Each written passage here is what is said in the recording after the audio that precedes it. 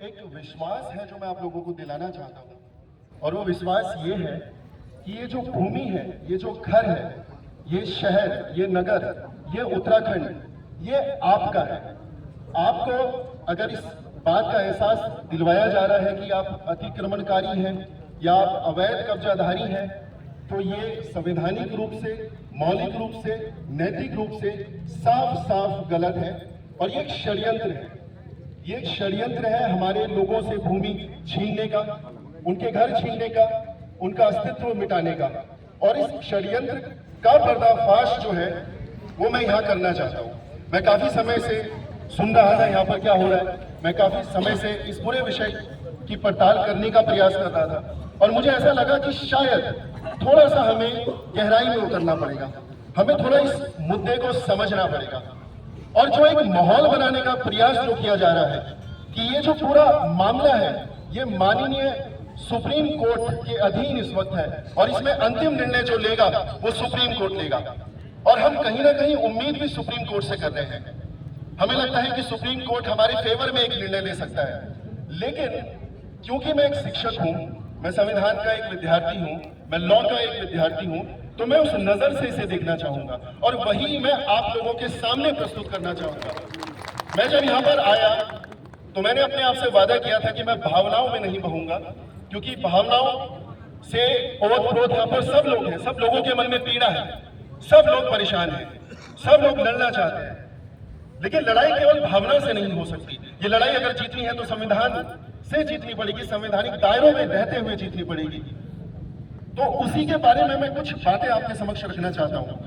मैं माफी चाहूंगा, मैं बहुत संक्षेप में नहीं रख पाऊंगा, मुझे थोड़ा सा अधिक समय चाहिए होगा, ताकि हम समझ सके कि हम लड़ किसके खिलाफ रहे हैं, हम किस चीज के लिए लड़ रहे हैं।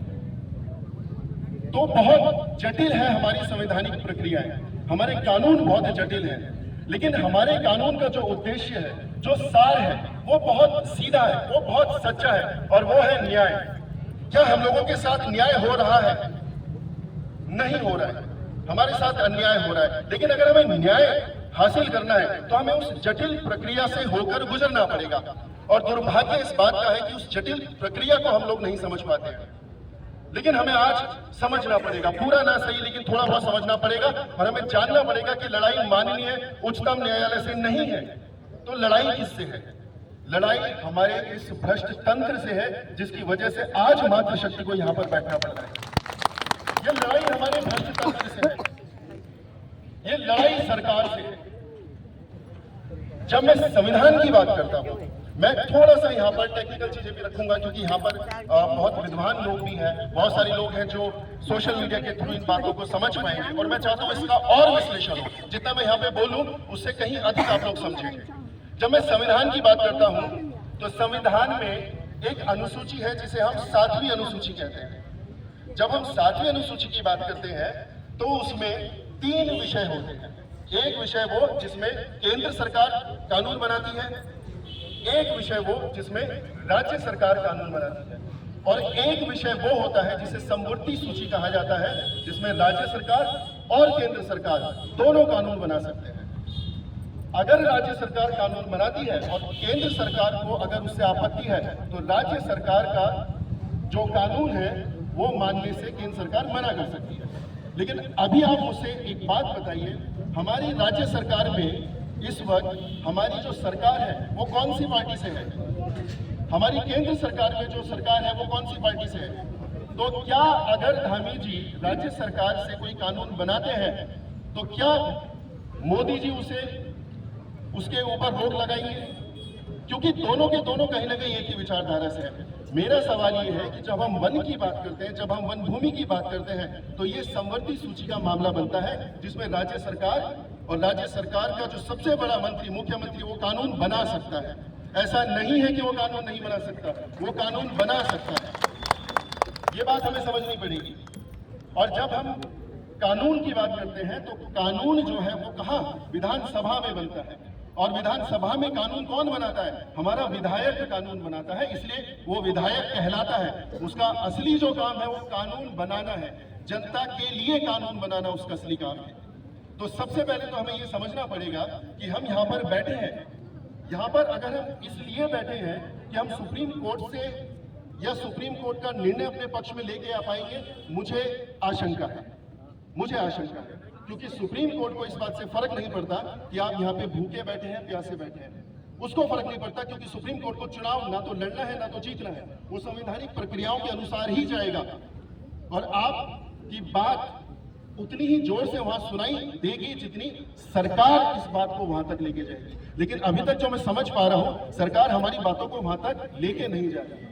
सबसे बेहतरीन इसमें जो रास्ता इस वक्त हो सकता है संवैधानिक दृष्टि से, और वो ये है कि सरकार इस मामले को अपने हाथ में ले और सबसे पहले 1 दिन 2 दिन या 10 दिन के अंदर एक अध्यादेश जारी करे और अध्यादेश जारी करके जो आपकी भूमि है, जो आपका घर है, वो आपके नाम करे। सरकार ये कहती है कि सुप्रीम कोर्ट का मामला है, ये काम हम नहीं कर सकते, ये काम आप कर सकते हैं, संविधान आपको ये ताकत देता है। क्या बोला था मैंने? बिल्कुल ये ताकत देता है। आप अध्यादेश जारी करें और कम से कम अध्यादेश की जो शक्ति होती है, जो उसका जीवन होता है, वो 6 महीने के लिए होता है।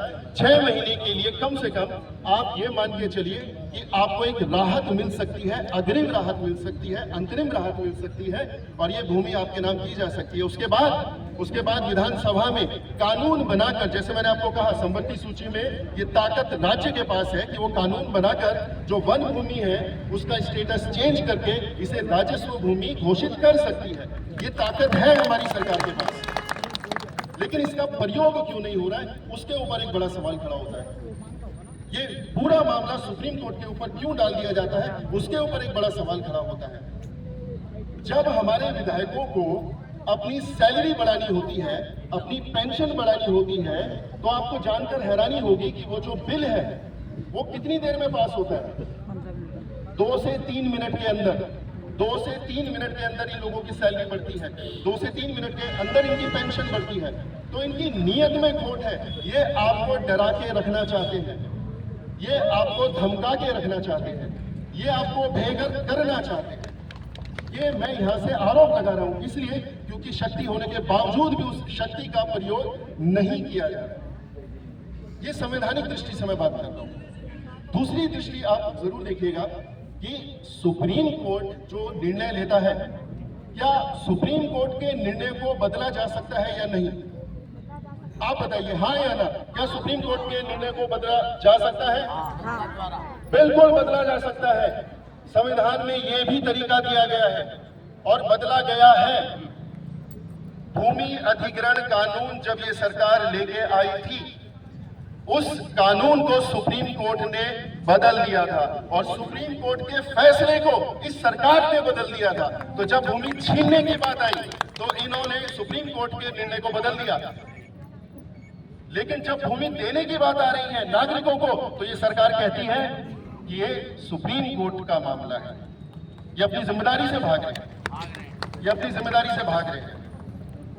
क्या सुप्रीम कोर्ट के निर्णय को पहली बार बदला जा रहा है? आप इतिहास उठा के देखिए, चाहे वो बैंकों का राष्ट्रीयकरण हो, चाहे वो शाहबानो केस हो, चाहे वो लैंड एक्विजिशन बिल हो, चाहे वो SC ST एक्ट 1989 हो, अब कोई भी कानून उठा के देखिए, सुप्रीम कोर्ट के जो निर्णय हैं उनको संसद के द्वारा बदला जा सकता है। और यहाँ पर जिस मुद्दे की हम बात कर रहे हैं, इसमें राज्य सरकार के पास ये शक्ति है कि वो इस निर्णय को बदल सकती है। एक तो ये हम लोगों को देखना पड़ेगा कि हमें टारगेट किसको करना है। हमें टारगेट उन लोगों को करना है जो हमारे विधायक हैं, हमारे कानून निर्माता हैं, उनके पास हमें जाना चाहिए, उनको हमें समय देना चाहिए कि हम आपको 1 हफ्ते का समय देते हैं, 10 हफ्ते का समय देते हैं, अध्यादेश के बारे में बात तो करो, विशेष सत्र के बारे में बात तो करो। सुप्रीम कोर्ट में आपको लगता है कि कल निर्णय आएगा, आपको लगता है कि 15 दिन बाद आएगा? 15 साल लग जाते हैं सर। 15 साल 20 साल तक क्या आप बैठने को तैयार हैं? और क्यों बैठेंगे? 15 सालों के लिए अपने घर को बचाने के लिए? हमें जोर देना पड़ेगा अपने विधायकों के ऊपर, अपने मंत्रियों के ऊपर, अपने मुख्यमंत्री के ऊपर कि वो जल्द से जल्द अध्यादेश जारी करें, वो जल्द से जल्द विशेष सत्र की मांग करें और वहां पर कानून बनाकर आपकी भूमि जो आपकी है वो वापस आपको मिले। ये लड़ाई हमें लड़नी पड़ेगी। हम सड़कों पे बैठ के सुप्रीम कोर्ट से नहीं लड़ सकते, नहीं है वो संविधान में व्यवस्था। हमें लड़ाई के स्वरूप को बदलना पड़ेगा, हमें लड़ना पड़ेगा इसमें। दूसरी चीज आप समझिएगा, ये लड़ाई आप सुप्रीम कोर्ट में भी जीतेंगे, ये बात भी तय है। ये बिल्कुल तय है कि आप जीतेंगे। सुप्रीम कोर्ट कानून का पालन करता है, वो कानून की नजर से चीजों को देखता है। अगर कानून में ये भूमि वन भूमि है तो सुप्रीम कोर्ट की नजर में भी ये वन भूमि है। अब अगर इसे राजस्व ग्राम घोषित कर दिया जाता है तो सुप्रीम कोर्ट की नजर में ये राजस्व ग्राम है। आप समझिए इस चीज को, सुप्रीम कोर्ट कागजों के हिसाब से चलता है, भावनाओं के हिसाब से नहीं चलता। तो ये सरकार की जिम्मेदारी बनती है। दूसरा, आपको एक चीज और समझनी पड़ेगी, मैंने इसके ऊपर पूरे नोट्स तैयार किए हैं, अभी वो वक्त नहीं है कि उसके बारे में बात करें, लेकिन मैं आप तक पहुंचाऊंगा वो, जिसमें खुद सुप्रीम कोर्ट ने बहुत सारे निर्णय लिए हैं। सुप्रीम कोर्ट का कहना है इसी मामले में 1997 का एक फैसला है सुप्रीम कोर्ट का, जिसमें उसने कहा कि कागजों में वनों का होना और हकीकत में वनों का होना ये दो अलग अलग बातें हैं। वन भूमि उसे माना जाएगा जहां पर वन होगा। कागजों में अगर कोई वन भूमि है तो उसे वन नहीं माना जाएगा, उसका स्टेटस चेंज किया जाएगा। सरकार ये काम कर सकती है, तो हमें वो लड़ाई लड़नी है। दूसरा, एक और बात आप समझिएगा कि ये लोग फंस कहां पर हैं। हमें अटैकिंग मोड पर आना पड़ेगा। यहां पर जो सुप्रीम कोर्ट का निर्णय है वो जनता के खिलाफ नहीं है। आप उस निर्णय को पढ़िए तो सही, उसमें वो भ्रष्ट सरकार की आलोचना कर रहा है सुप्रीम कोर्ट, उसमें वो प्रशासन की आलोचना कर रहा है, वो उनको भ्रष्टाचारी कह रहा है। और यहाँ पर पीड़ा हम लोगों को है, हम लोग अपने घर बार छोड़कर यहाँ पर बैठे हैं। इस चीज को आपको समझना पड़ेगा कि सुप्रीम कोर्ट की नजर में दोषी हम नहीं है, सरकार दोषी है, तो जवाब भी सरकार को ही देना पड़ेगा। 30-30 मिनट के लिए आकर 1-1 घंटा अपनी बात कर मैंने ये कराया, वो कराया, सो कराया, लोग चले जाते हैं। क्या हमारे सवालों का जवाब देना नहीं बनता उनका? उन्हें जवाब देना पड़ेगा। दो चीजें एक साथ नहीं हो सकती संवैधानिक नजरों से, कानून की नजरों से। या तो आप नगर हो और या तो आप वन हो। ये दो चीजें एक साथ कैसे हो सकती हैं? आप नगर निगम में भी हैं, अगर आप नगर निगम में हैं तो आप वनवासी कैसे हो गए? अगर ये भूमि नगर में आती है तो ये जंगलात की कैसे हो गई? ये दो चीजें एक साथ नहीं चलती। इसमें मांग केवल अपनी भूमि को वापस होने की नहीं होनी चाहिए, मांग इन भ्रष्टाचारियों के भ्रष्टाचार को सामने लाने की भी होनी चाहिए कि ये भ्रष्टाचार आखिर किसके कहने पर किया गया, इतने सालों से क्यों हुआ। आप अगर डिफेंसिव मोड में हैं तो आपको बार बार दबाया जाएगा, कुचला जाएगा। अटैकिंग मोड में आना पड़ेगा, घरों के पास जाओ, घरों का घेराव करो, उनसे लिखित में लो कि अध्यादेश जारी होगा, उनसे लिखित में लो कि विशेष सत्र बुलाया जाएगा, प्रेशर इस तरीके से डाला जाएगा। फर्क नहीं पड़ता अंधी बहरी गूंगी सरकार को। तो यही मैं आपसे कहना चाहूंगा, ये देश का संविधान सर्वोत्तम है और ये देश का संविधान आपके साथ खड़ा है। बस आपको पता होना चाहिए कि आपको मांगना क्या है, आपको मांगना किससे है। इस बारे में समिति के जो पदाधिकारी हैं उनसे मेरा विशेष निवेदन रहेगा कि डिफेंसिव मोड में ना आया जाए, आपको अटैक करना पड़ेगा। आप जितना अटैक करेंगे उतना आपका घर सुरक्षित होने की संभावना है, उतनी आपकी भूमि के बचने की, आप तक रहने की संभावनाएं बढ़ेंगी। इस सरकार के साथ जितना हम लोगों के आंदोलन का जो अनुभव रहा है, ये सरकार धरने प्रदर्शनों से झुकने वाली नहीं है। इस सरकार को आपको अटैक करना पड़ेगा। घर बचाने की लड़ाई है, परिवार बचाने की लड़ाई है, अपने बच्चों को बचाने की लड़ाई है, सब कुछ लुट जाएगा।